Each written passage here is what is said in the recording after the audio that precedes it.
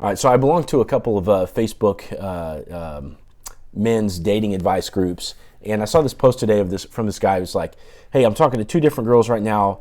I reached out to one to make plans for the weekend. She hasn't responded back. Should I go ahead and message the second one to set up plans for the weekend?" And when I saw the post, so I was driving. I couldn't respond to it at the time. But it just got my wheels turning in my head. I'm like, man, this illustrates, this isn't like a unique question. A lot of guys will ask questions that are similar. And what the alarm bells that are ringing off in my head is that, okay, this guy has two options to ask. Okay, so he's probably chatted up two girls, built up some kind of rapport, which is better than nothing, right? Some people don't even do that. But this guy only has two options to ask, whereas how different would it be if he has two options for girls that will actually say yes? Now imagine the shift in abundance in his mind. Imagine the shift in mentality for every other girl he would talk to if he knew that already, no matter what, he could ask these two girls and they would say yes. But in this case, the first girl he asked didn't even respond to him yet. Now she might have responded later, whatever, maybe he deleted the post, who knows, who knows what happened. But it just illustrates the point that in this guy's mind, he has two people to ask, and that's it. So how do you go about creating that abundance where this isn't a problem, right? Because the real answer is, when the girl she's not responsive with you, you don't sit around and wonder. You don't actually even wait for a forum post to be answered. And nothing on this guy, right? Like he did the right thing. He's reaching out. He's trying to figure it out. But you don't even have time to wait for the forum post to be answered. Like, you're just going to move on, right? And same thing with the second girl. Now, what happens if she says no or is unresponsive, right? What happens then? Okay, so the answer to that is fuck it. You just keep going, right? Well, how do you keep going if you only have two girls that you've chatted up? And it's the great question. So this illustrates the fundamental mind shift that most guys have to get into, which is that you go after more. It's almost like a sales funnel. Okay? So it's funny. So the difference between men and women is like women they have immediate, face value, sexual marketplace value where guys are going to them. Whereas with guys, we have to demonstrate our character to women to show them that we're a good option, right? It's not just always immediately apparent. I mean, it can be, but the bottom line is you have to go out and drum up your options up to a point, and then it just sort of snowballs, But you have to do that. You have to build that. So if you haven't built that, you're not going to have the abundance. So the point is that you need to increase your outreach. Okay. So the way that I do this is through Facebook. So I'll add random women local to my area or whatever, and then send a video message. And that breaks through all the other noise for all the other guys. And so you can literally do this ad infinitum and then create a lot of interest in yourself without ever even having to leave the house. Okay. So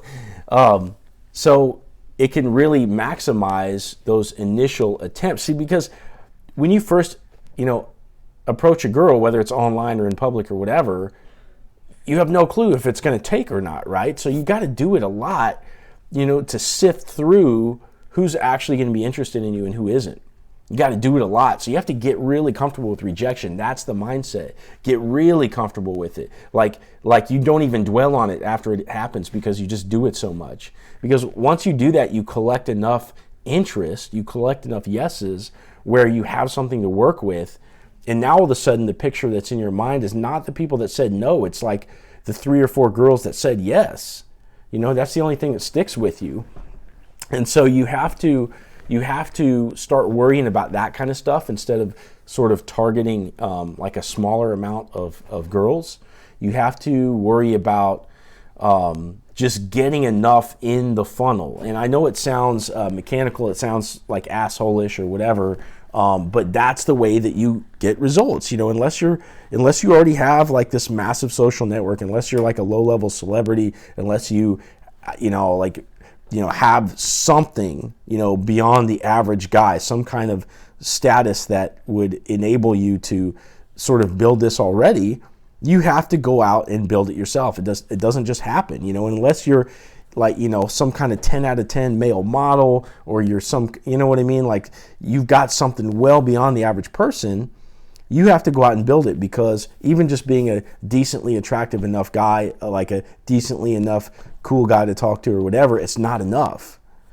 I've seen plenty of those guys, like really good looking guys, just settle down with like an average girl because they just didn't know, how the game is played. And so you have to go out aggressive enough to really get the result that you really want, so to be happy in the long term. So anyway, long story short, don't think small when it comes to dating. Numbers are okay. Girls deal with numbers. They have tons of guys coming at them. It's not their fault. They're not even asking for it necessarily, but they deal in numbers too.